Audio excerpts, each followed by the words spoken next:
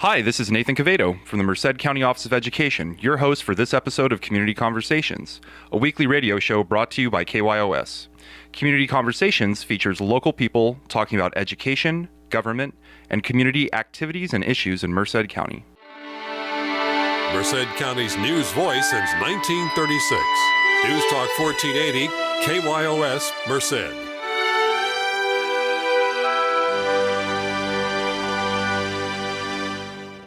Thanks for tuning in to Community Conversations on KYOS.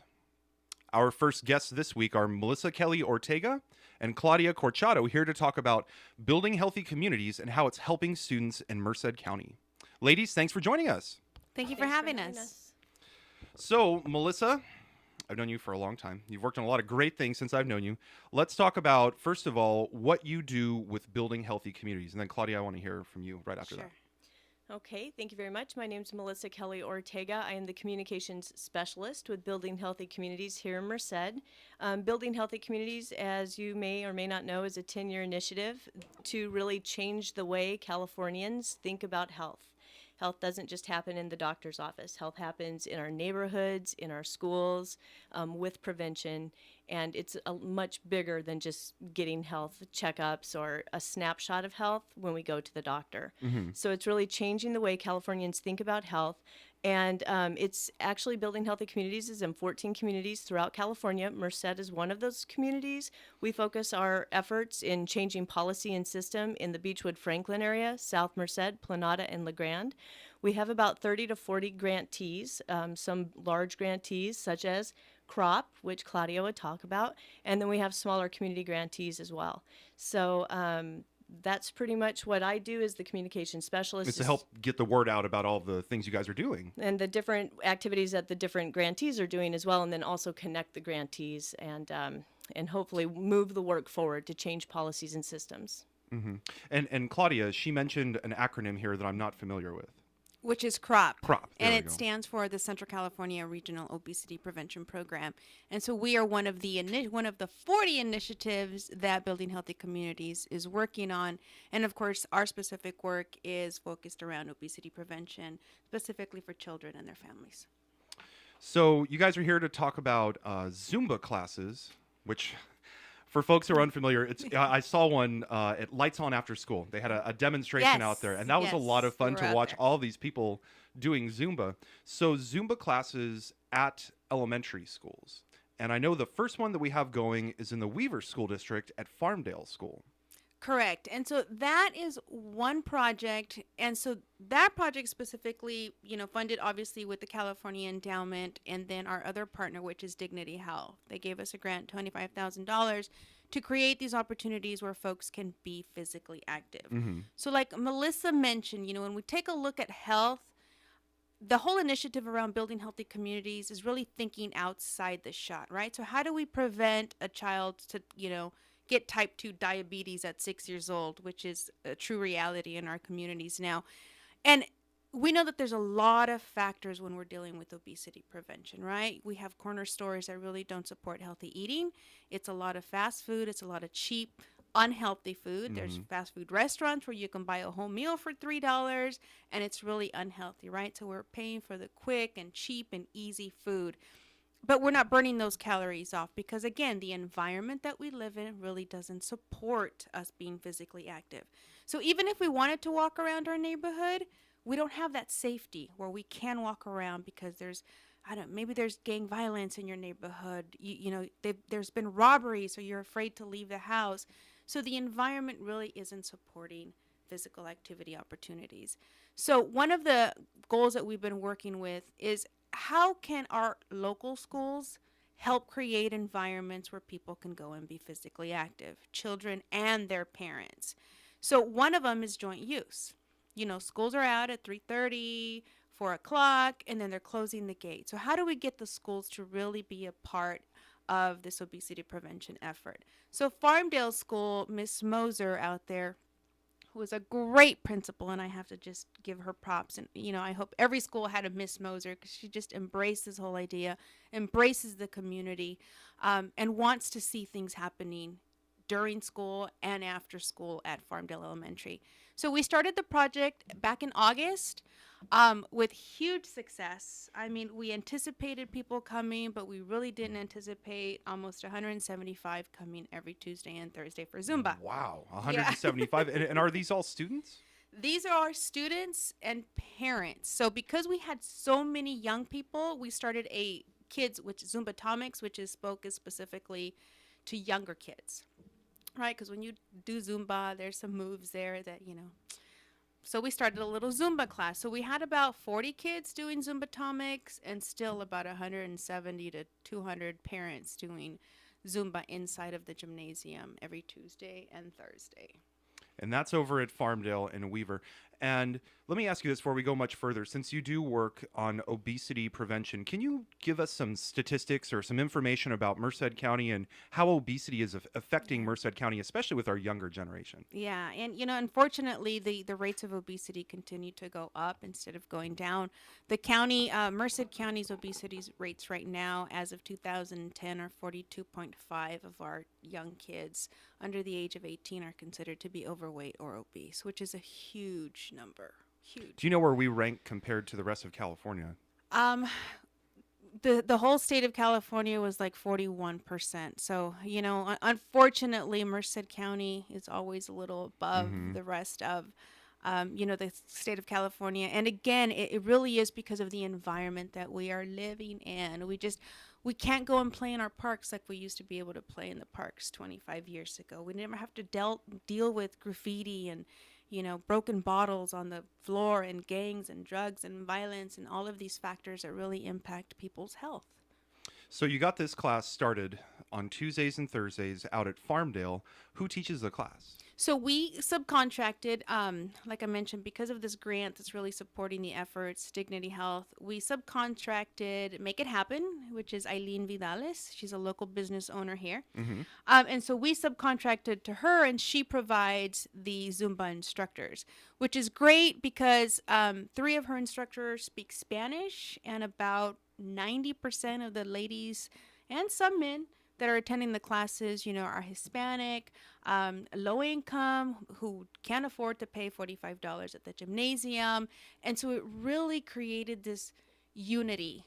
And then especially when they can communicate with the instructors, it's just, I can't picture it. People just have to go and see it for themselves and go and attend an hour Zumba class and burn up to 1,000 calories. Whoa, that's more than up to racquetball. 1,000, yeah. That's 3 20-ounce sugar-sweetened beverages, by the way. Wow. Yeah. So, Melissa, from the communications standpoint on this, how has this worked for you in your role, being able to promote this or getting other people involved?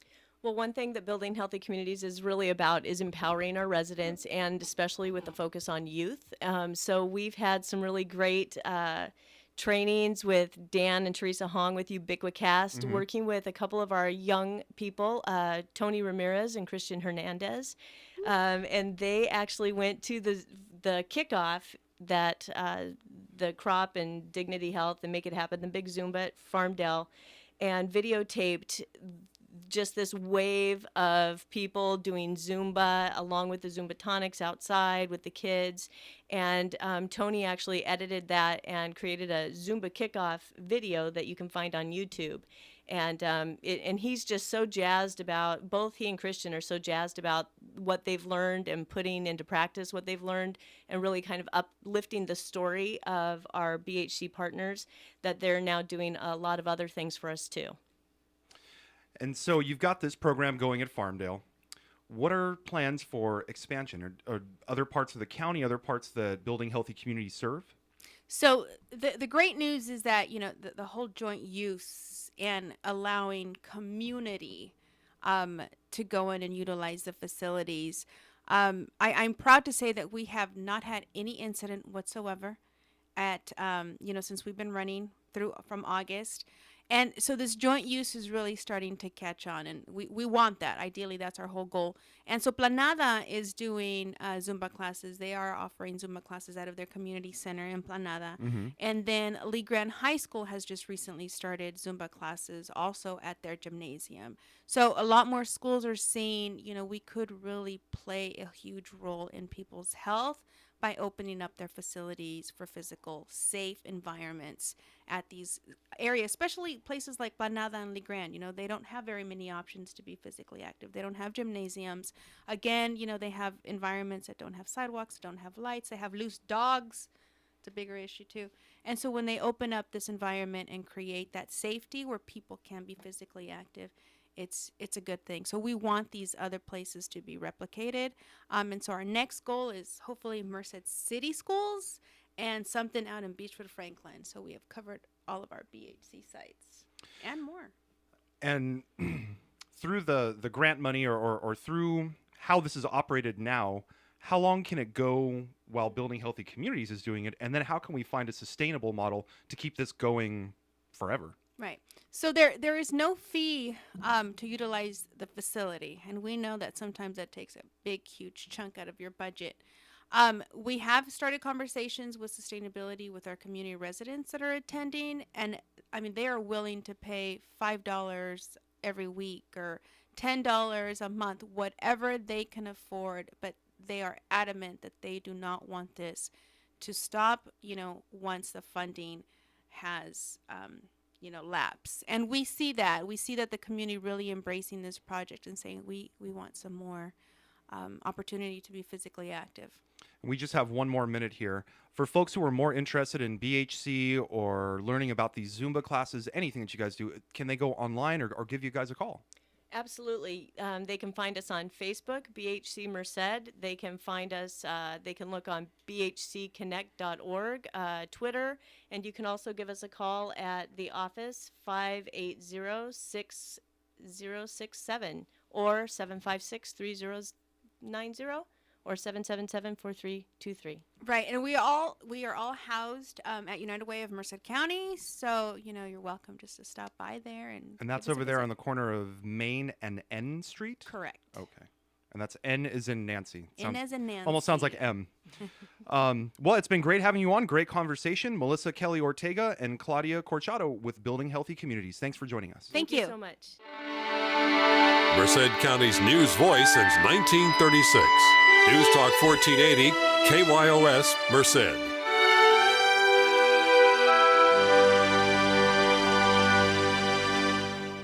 All right, we're back with Community Conversations on KYOS. Thanks for tuning in.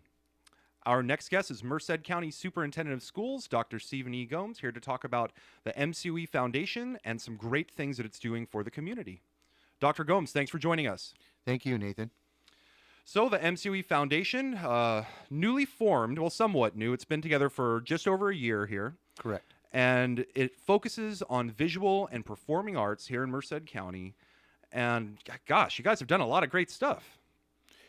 Yeah, Nathan, we're focused on the visual and performing arts for kids, and especially in the summertime. As you know, students need something to do in the summertime. We want to keep them busy. Keep them out of trouble, and it also feels the need of because due to all of the budget cuts, and we're still going to be going through that. We're not going to be able to restore arts anytime soon within the curriculum, and so it gives students an opportunity to exercise that creative part of them in the summer, giving them something to do and to be able to do something that for a little bit that they may not be able to do otherwise. But you talked about the foundation, and I just want to talk a minute about what the foundation's done so far. And one of the things that we did, we focused on 4 different areas actually, and visual arts and performing arts I'll come back to, and we'll talk about that in a minute. Mm-hmm. But we also talked about, we also partnered with, the foundation partnered with the Merced County Farm Bureau and did Farm to Fridge Day at the Merced Fairgrounds, where we had 1,100 third graders from Merced City Schools come out and go through various displays and presentations, lots of presentations on where their food and fiber comes from. And it doesn't come from the store, it comes from the ground or an animal. And so it was, I think, an eye-opener. But at the same time, we also talk about nutritious foods, eating nutrition, eating well. And then we also talked about the importance of exercise and had kids doing a little fun activity that gave them some exercise. So we're going to expand that to all of the third graders in the county. That's what the Farm Bureau would like to do. I think it's something that we can do. And that was the first time this has happened. It's the first time it's happened here in Merced County. There is another program, water safety program, that takes place where all of the, I think it's fourth graders go, and that's going to continue. But this is a little different from that. One of the other things that the foundation is doing also is looking at or taking it all of our foster youth, middle school foster youth, to Camp Green Meadows up in near Fish Camp for a week, mostly just to kind of get them out of the environment that they've been in. I don't have to tell you that children in foster youth care generally have a pretty hard time of it, and this is just a really nice thing that the residents have donated to the foundation to do. We got a chance to do it last year, and we're going to do it again this summer. The fourth thing that the foundation is looking into is looking at STEM education, and that's science, technology, engineering, and math. I'll be talking as that progresses. I'll come back and talk to you more about that. So some real varied kinds of activities, but they all fit a certain need or niche that I see here in the county. And maybe I'll just come back to the arts and what we're doing after winter break. After winter break, we're going to be having the Children's Symphony. The Merced Symphony is going to be performing at the Merced Theater. We will have 2 performances, so that means we can get about 2,200 students in there. That's a lot of kids. It's a lot of kids, and those will be elementary. It's first come, first serve. That's grades K through 8 really. There isn't a student that can't benefit from that. Later on in the year, in May, we've teamed up with UC Merced's drama program, and they're going to be producing a children's opera called UGH, and it is that's the name of it, UGH. And it is kind of a little bit of a play on The Ugly Duckling, right? And have 2 actors that are hired to perform opera in it as part of the play, obviously, and it has its melodrama qualities as well, because it is aimed at some of the younger kids and has and gets them involved. So those are just a couple of things that we're doing, and one of the in our conversations with the Merced County Farm Bureau, and then we started talking about this, and then really we had Mr. Musser from the Merced County Fair come and talk to us and just introduce himself. He was new to Merced, and I was having a conversation about the fact that I'd like to see MCOE involved with the fair, and what we came up with was a spelling bee, and so we are on our way to organizing the first Ag Bee. It'll be a spelling bee of agricultural words done during the fair. We have invited some of the finalists in our regular spelling bee contest to participate. And I know that Valerie Leduc, our special events coordinator, is working on that. So that's going to be a lot of fun. And I think that that could grow to be something big. I don't think it's ever been tried before anywhere in the state. So I know that Tom Musser is very excited about it, especially for its unique quality. I'm kind of excited about seeing it happen. And we have to give a shout out to our agriculture industry here in Merced County, and continues to be the economic engine of this county. And so I think that whatever MCOE's involvement with, whether it be Ag Bee or the Farm to Fridge, I think is most appropriate for us to be in. Definitely, and going back to the performances that are coming up here, both at the Merced Theater and out at the UC Merced Lacaretti Auditorium, I'm going to guess that a lot of these kids have not had the opportunity to ever see one, a live symphony, or two, any kind of opera. So that really does open some doors for them as far as a theater world they might be completely unfamiliar with. We found that when we when we had our summer performing arts program last summer, very successful. We produced a 1 hour play of The Hobbit. Of course, very on the TV right now, advertising as the new movie comes out. And we had about 65 middle school kids, mostly from the Weaver district, and one of the leads in that play, we had two casts, but one of the leads had never seen a stage play, and she was the lead in it and did a great job. And so it's very exciting for when things like that happen. Additionally, the 4 performances we had for The Hobbit brought in 1,300 people. A lot of those children and had never probably seen a stage play. One of the students, I heard one of the students comment when they walked in and saw the set on the stage. This is before anything started. Just came in and saw this set on the stage and said, "Wow, dude, it's like 3D." and and that kind of tells you about what frame of reference these kids have when it comes to entertainment. It's video, and who knows what you're going to spark in a child, taking them to exposing them to symphony, exposing them to performing arts or any kind of visual arts. There could be something that's there that just needs a spark, and oftentimes there is. And I understand that you've also, or the MCOE Foundation has done a lot of work with Playhouse Merced, getting out to schools in Merced County.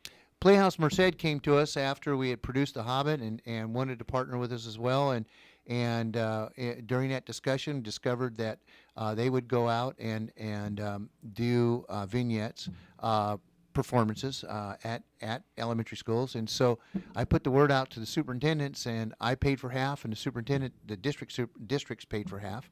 And so we had 41 schools signed up, and they have the Playhouse Merced has put something together that kind of parallels some of the things that they're learning in class, and has, I know, performed. It was I know that you were out at Volta. Yes.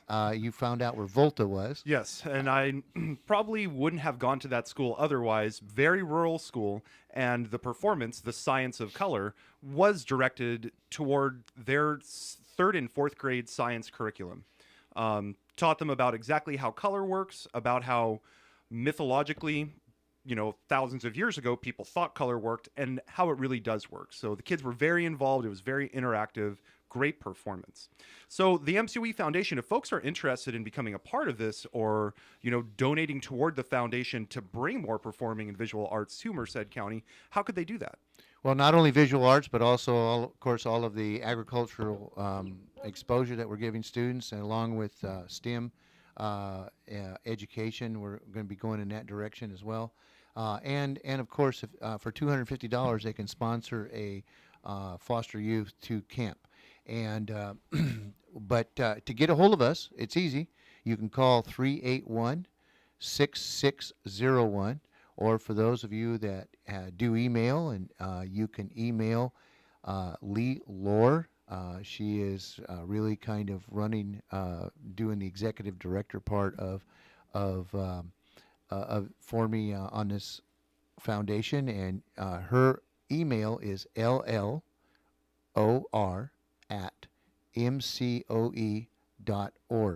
I should also tell you, Nathan, that not every dime that's collected for this foundation goes towards the programs. We don't use any foundation money to support any overhead. MCOE, because the foundation has parallel goals to MCOE and providing educational experiences, we're able to use MCOE is able to cover postage and printing and those kinds of things, which is most of the costs. And of course, our personnel takes care of all of the fiscal duties, as well as the correspondence that needs to happen. Mm-hmm. We're out of time now, but I'd love to have you come back on again and talk more about the great things the MCOE Foundation is doing. especially once we get up to these symphonies and then the opera, because Yes. I'd imagine there's going to be a lot more to talk about. But thanks for joining us today, Merced County Superintendent of Schools, Dr. Stephen E. Gomes. Thank you, Nathan. Merced County's news voice since 1936. News Talk 1480, KYOS, Merced.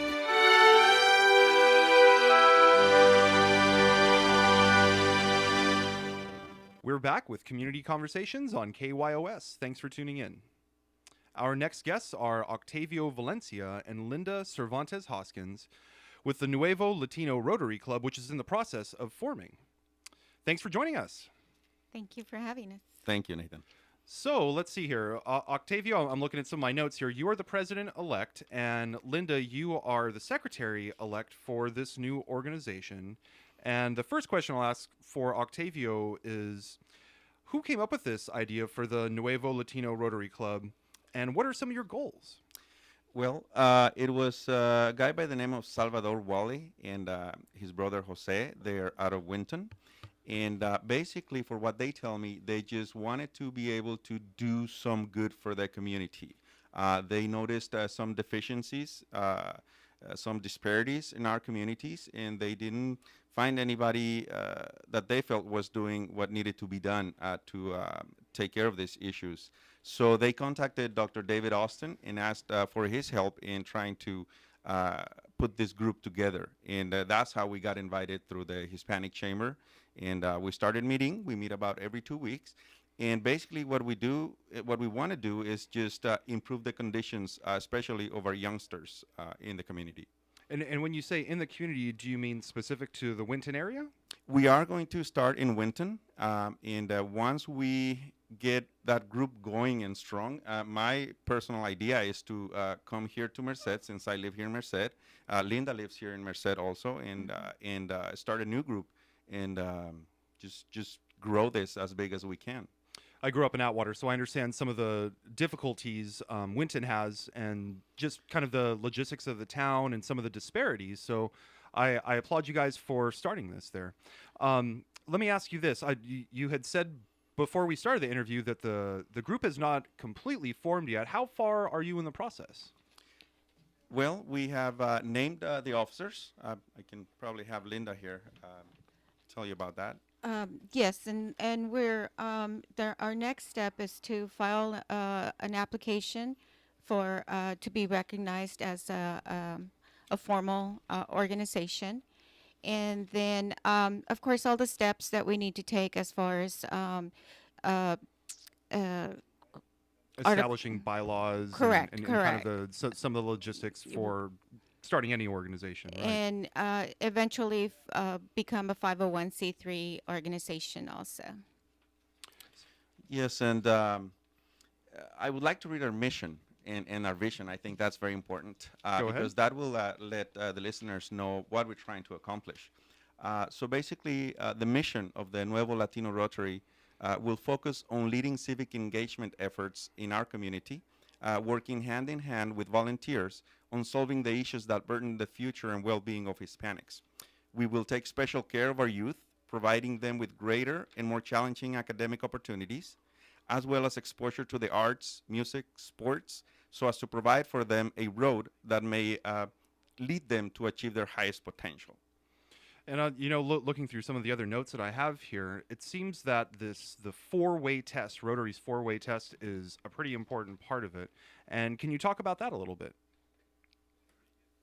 The four-way test, we ask these things and we say and do. Is it the truth? Is it fair to all concerned? Will it build goodwill and better friendships? And will it be beneficial to all? And basically, this is the way we would approach any new project. How do you assess that project and see if it's something you want to put your efforts and your time into? You ask those 4 questions, and if you answer those questions favorably, you go ahead, you move on with the project. Now, one of the things that caught my attention with Rotary was the motto, which is service above self. Service above self. And that really resonated really good inside myself.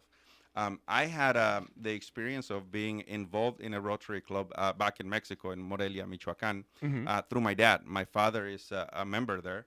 and I got to know the Rotarians and to spend time with them. And I really enjoyed those kind of people that join these efforts to just do something for the good of the entire community. So if the listeners out there, if there's somebody out there that feels that this might be for them, do give us a call. We'll give out our phone numbers at the end of the interview, and just give us a call and join us for our next meeting. And folks that are interested in joining, what kind of obligation would they have with the group? Well, there are going to be some dues. Given the economic times, we are going to keep those low. What we want to do is to contribute with our time, with our resources. You know, there might be a lot of people out there that have really good connections and resources that can do something for the people in our community. So the dues are going to be minimal, but there are some dues as in every club. Yeah, and all you have to do is just fill out an application. We have that application reviewed, and that's it. And where do you meet in Winton? We meet, I have the address here, but it's called, what's that called, the shopping center? Winton Mercado. Mercado Winton. Where- Mercado yeah. Winton, yes. Where that pizza place is? That Yeah. is correct, Okay. yeah, I know right exactly what you're talking about. next door to the pizza place. Okay, Yes. okay. And that's every second Thursday, 5:30 to 7 p.m. And let's see here. We have just about a minute left. So if you could give the phone numbers for people who are interested. Sure. One number is Salvador. He is the president. He couldn't be here. Area code 209-349-1557. And the other number would be my own, Octavio Valencia. And I'm also on Facebook, so you can look me up. And the number is area code 209-756-3777. All right, we are now out of time, but thanks for coming on and talking about this. I'd love to have you guys back on once the club is formally formed, I guess, so to speak, and see what you guys are doing out in the community.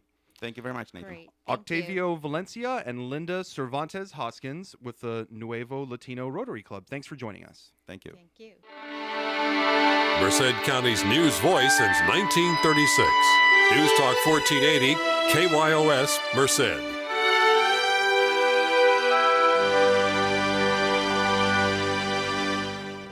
We're back with Community Conversations on KYOS. Thanks for tuning in. Our next guest is Larry Sweet. He is a manager for Sweet Bridge of Merced, and he is going to teach me about bridge because I have to be honest, I don't know a whole lot about it. Larry, thanks for joining us. You're more than welcome. So let's see here. I just got these notes put in front of me, and I'm trying to. There's quite a bit here, and it seems like bridge is a trick-taking card game.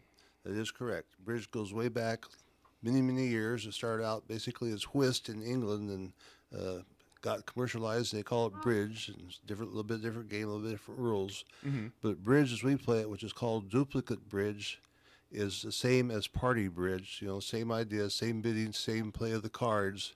The difference is that duplicate bridge pairs play with each other, whether it's north, south, east, west. They play as a team, and when the cards are dealt, they're only dealt once, versus party bridge, which they're dealt every hand. The cards are then put into a little container called board with little slots which the cards are kept in, and each pair plays those cards against different opponents. And then the results are determined by who plays those cards the best throughout the game, which could be anywhere from 28 to 32 boards.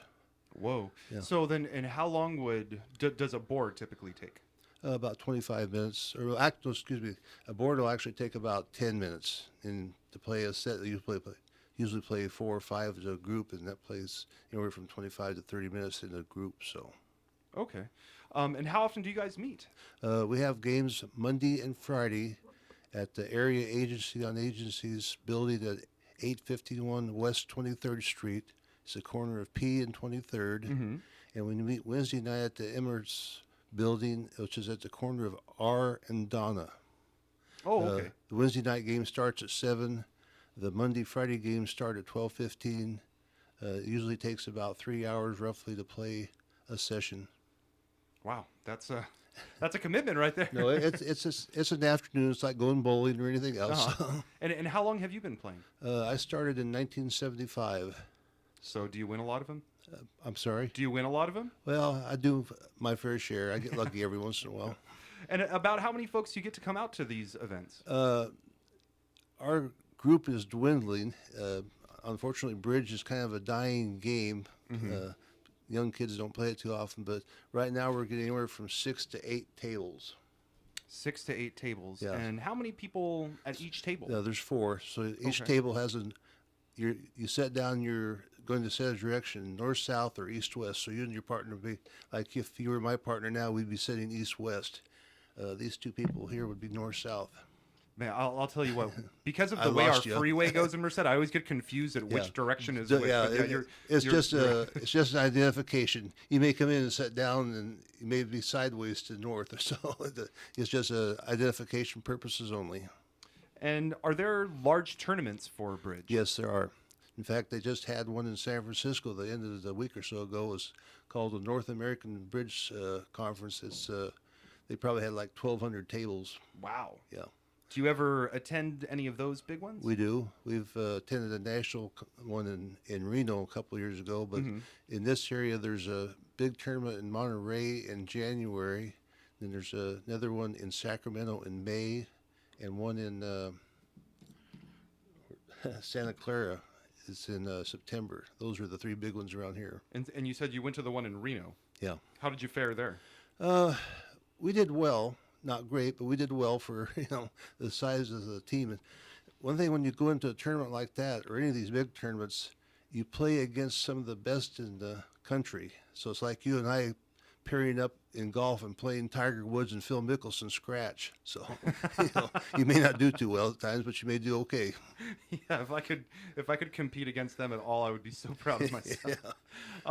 So again, if folks are interested in playing, could they just show up at a game?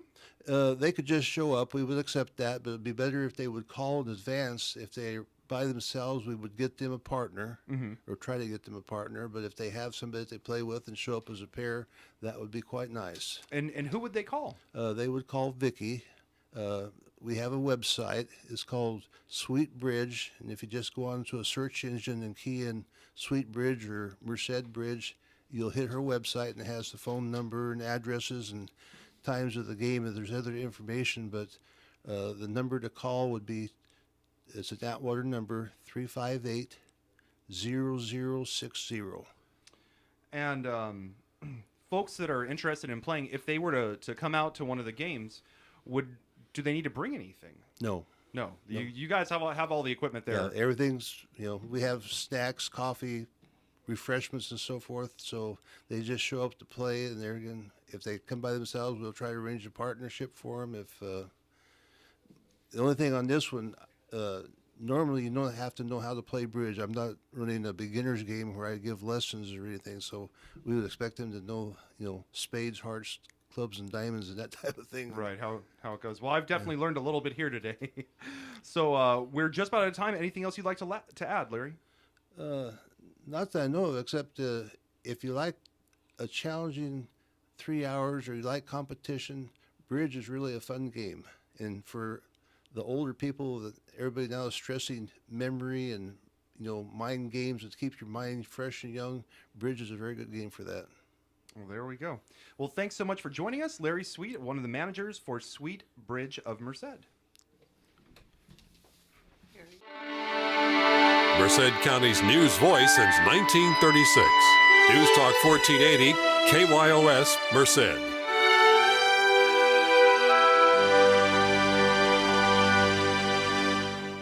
You're listening to Community Conversations on KYOS. Thanks for tuning in. Next up, we have Corey Strauss with Playhouse Merced. He is the director of Dearly Departed. Corey, thanks for joining us. Hello. So, you are the director. Yes. Let's talk about it. What is Dearly Departed? Dearly Departed is a Southern comedy about a family that has to come together for the father's funeral. It is a comedy, although the funeral is involved. And there's lots of dysfunctionalities in this family, a lot of mishaps on the way to the actual funeral, and a lot of family members and friends that come in that create a lot of chaos. But it is very, very funny, and it seems close to home. I think a lot of people will find at least something to relate to in this show. Yeah, family, especially in an event like that, is always an interesting situation. So how many folks are in the cast, and who's in the cast? There is about 15. The main family is 9 people. The matriarch of the family, Diane Core, she's a veteran over at Playhouse Merced. Dave Elam plays our deceased father. He's in the show. Justin Choi and Jillian Jacquelome, they are fairly new to Playhouse, but they've been in a lot of shows recently, most recently Rocky Horror. Matt Capron and Melissa Beckwith, they're playing another couple again. They just got out of Rocky Horror playing the 2 leads in that one, Brad and Janet. And Sheila Noel and Dan and Teresa Hong, who run Ubiquicast downtown. They do some podcasting and filming. So there's a lot of community in our show, and we've cast a perfect family. Everybody's really tight, really close, and you'll feel that on stage when you come to see the show. And how is it different directing, maybe a straight show versus a big musical? Well, a straight show is another term for just a regular play, no musical, no music or singing, although there can be singing in it sometimes. And I feel like a straight show gives you a more personal, intimate approach to creating a situation where you can come and see more of a life story. Like in a musical, basically the dialogue is getting to the next song, and most of the action or the storyline is in the lyrics of the song. Whereas when you get to see a play, I feel like you get to lose yourself a little bit more, and you're not every 5 minutes bouncing into a song, which is a totally acceptable art form of its own. But I feel more personally connected to a straight play. And I know that you guys are no longer using that space that was the Black Box Theater. Yes, it's now the pool hall. Actually, I've Yes. seen it, and the pool hall sure expanded. Yes. So I take it this one's going to be at the Arts Center. Yes, it's at the Art Center. We have started since last year doing what we call our Black Box shows at the Multicultural Arts Center. And it's a great space, and I love working down there. I'd love to keep that place open as much as we can, because it is a very good space to work. Very clean. And our show opens January 11th. We have shows Friday and Saturday nights at 7:30, curtain, and Sunday matinees at 2. And there's nice parking in the garage at M Street and 18th. I believe it's called the Shannon Parkade. It is, yes. And the back exit through the alley goes right to the main back door of the Multicultural Arts Center. So it's easy access, it's lit, it's safe at night. And for folks who kind of are unfamiliar with Playhouse Merced, how can they get involved? Well, we have PlayhouseMerced.com, which has a list of all of our shows and activities happening at Playhouse. There's also lists of coming up auditions and other activities happening, such as we just finished Actor Survivor, which is like I think it's called Drama Island now. Drama Island. Yes. Actor Survivor. It used to be called Hang on. Actor Survivor, and now it's called Drama Island, and that is loosely based on the idea of doing theatrical activities in a challenge like the Survivor show on television. We also have Facebook at Playhouse Merced, which is a lot of the people who are working for Playhouse Merced or are patrons of Playhouse Merced or actors. We always have live feeds on there of our daily lives and of things coming up. So you can check out PlayhouseMerced.com for auditions, classes. A show coming up that's extracurricular is the Broadway Sing-Off. Auditions for that are coming up very soon. And other than that, our show, Dearly Departed, opens January 11th at the Multicultural Arts Center and runs through January 20th. All right. Well, Corey, thanks so much for joining us and talking about this. Corey Strauss, director of Dearly Departed. Great. Thank you. Merced County's news voice since 1936. News Talk 1480, KYOS, Merced.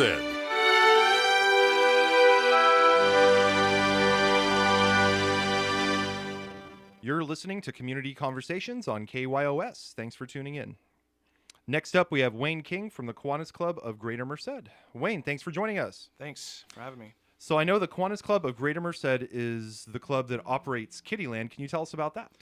Yeah, Kittyland, we're just about to start our 56th season, if I can say that clearly. We've been running strictly on volunteer labor for the last 55 years. Our commitment is to have a safe and friendly place for kids to come and families to come that's very affordable. And, obviously doing that, there are some challenges that we have to hit. So, And what are some of those challenges? I'm sure just like any other organization, it's fiscal. yeah, a lot fiscal. Right now we have the state of California. We're held to the same standards as a Disneyland or Magic Mountain as far as the things that they come and the Safety requirements. and the I lost the word, and the inspections that they require us to do, and so we're trying to keep it very inexpensive. It's 50 cents a ride, it's $1 to ride the train, and so that's kind of one of our main challenges, as well as membership itself. We're an all volunteer organization. We run strictly on volunteers at Kittyland as well as volunteers to run the rides. So that's obviously one of our problems as well. And as far as the volunteers, they're members of the Kiwanis Club? Yeah, we have members of the Kiwanis Club that we supervise, and then we also sponsor 2 key clubs at Merced High and at Golden Valley. And they Are those the Kiwins? No, they're the Key Club. Oh, the Key Club. Yeah, Okay. the Key Club, and then so we sponsor them, and both financially and with scholarships, and then in return they get their community service hours coming out and running the rides on the weekends. And do you guys have any plans for expansion?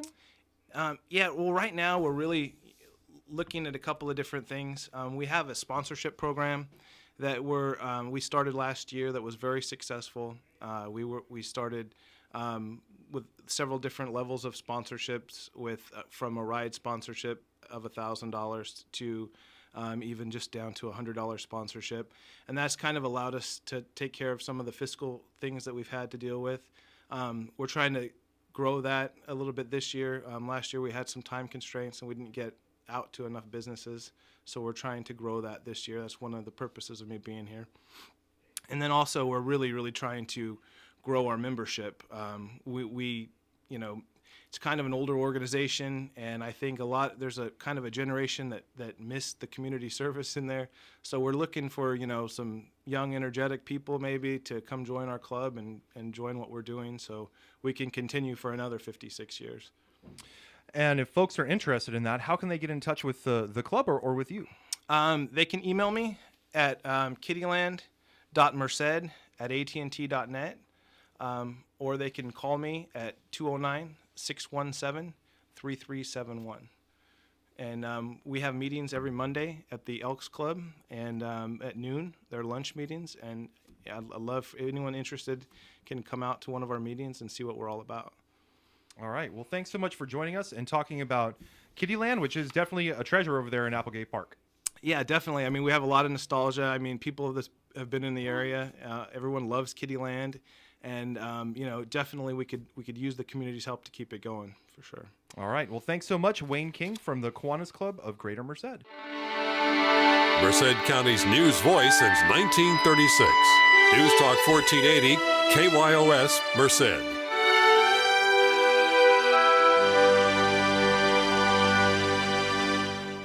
We're back with Community Conversations on KYOS. Thanks for tuning in.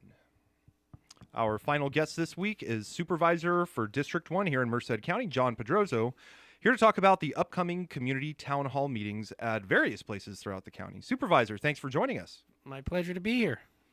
So, congratulations. You retained your seat there. It was, thank you very much. That was a pretty interesting, reading it out through the media and seeing everything that happened. I went to several debates, and as always, election time is pretty fun.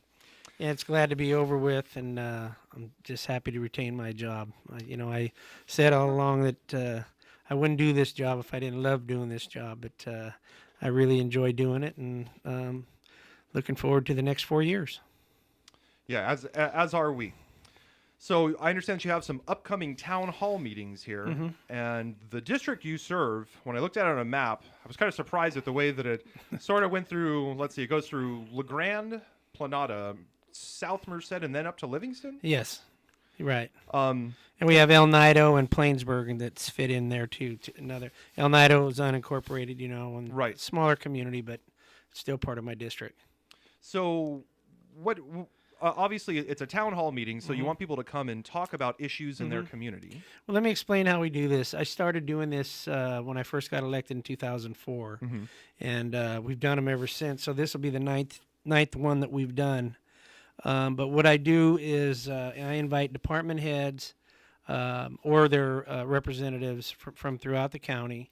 We invite someone from the congressman's office. This year it'll be new, so I've already been in contact with Congressman Costa's office, so they'll for sure have a representative.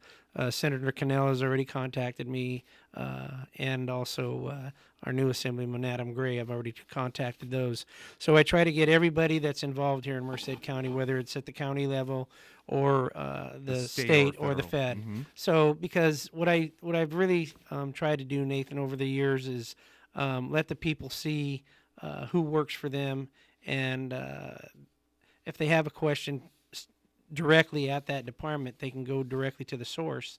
And sometimes some people are nervous and they don't want to stand up and speak. So then after the end of the meeting, there's enough time to where a constituent or a resident can go directly there and talk off to the side and get their direction or their question answered.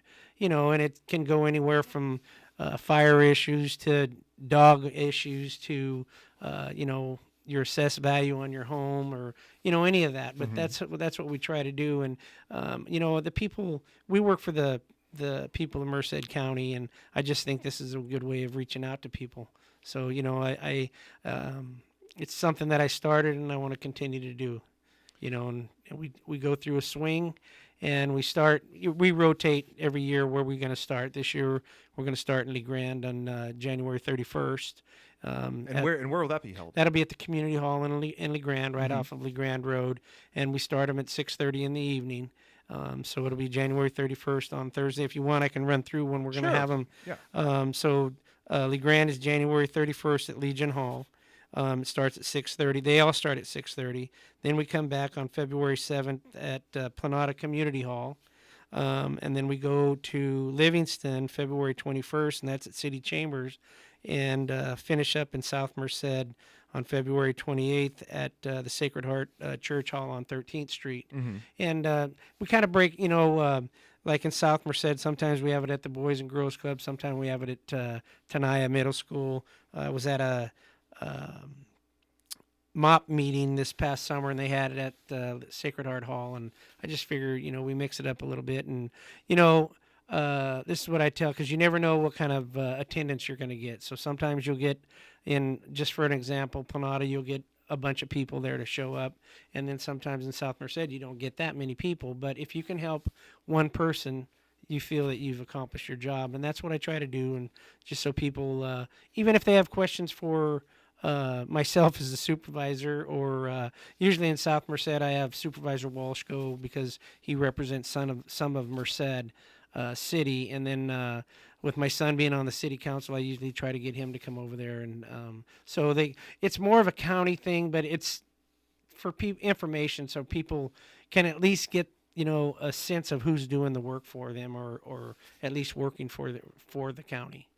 So you've been doing this for a while. Mm-hmm. What are some of the typical questions that you get or concerns at these town hall Well, meetings? like I said, we've gone anywhere from how you can control animal control, dogs on the loose, like say out in the unincorporated communities, or how do you get your weeds knocked down? And there's lots that have weeds and they're chock full of weeds. Who do you contact? And that would, of course, go to the animal control, and then you have the fire marshal there. Sometimes you have a property question that either, the tax collector is there, or a representative, or the assessor's there, and the assessor can possibly answer the question or at least steer them in the right direction. Someone from planning departments there, a lot of things that people don't really know who they are or what to do. And this is usually what I do is I open up with just let them go around the room, introduce themselves, say who they are. Of course, they have the name tags right there in front of the where they're sitting. But then I always tell them this is more of a information type town hall, and it's not, and excuse my language, a gripe session. It's more or less trying to get to the solution that if a person has an issue that we can solve or at least get them steered in the right direction. And I don't like, and you never know what to expect because someone's always going to have an issue, whether it's gangs or, we have law enforcement people there. We have, the sheriff's there with a deputy or a sergeant's there and highway patrols there. So we try to do as much as we can with the people that are involved here in the legal issues, federal issues, local issues. That's what it's about, So again, these town hall meetings, they all start at 6:30. 6:30. And the first one is January 31st Right. in La Grande at the Community Hall. Legion Hall. Legion Hall. And then February 7th in Planada. February 21st at Livingston in Council Chambers. And Right. February 28th in South Merced at the Sacred Heart Church. Sacred Heart Church right off of 13th Street there, right on the corner. Okay. So, and it's just, and the reason why we just got our calendar, but the dates will be here before you know it. So, of course, we'll have a little bit of press out about them when we start them up and when they're coming. But I enjoy doing them. I know, I commend all the department heads and their staff that come because it's an extra evening that you're out. But since we've been doing this, the response from all the departments have been overwhelming, and they really kind of look forward to it. So, yeah, and it seems like a good forum for community members to get out there and voice concerns they have or just get information. Well, exactly. And that, like I always say at the beginning of the meetings, if we don't know about the issues or the problems, we can't solve them or at least assist in solving the problems. But we have to know. So we have to have the question, if you got a question, don't be afraid to ask the question. And if we don't get the answer, it's not because we haven't tried, but we will get you somewhere to go, the direction to go to, see if we can help. And if folks are interested in contacting you over there at the county administration building, is there a number they could call? Yeah, 385-7366. All right, we are out of time, but thanks so much for joining us. My pleasure. Merced County Supervisor for District 1, John Pedroso. Thank you very much. Merced County's news voice since 1936.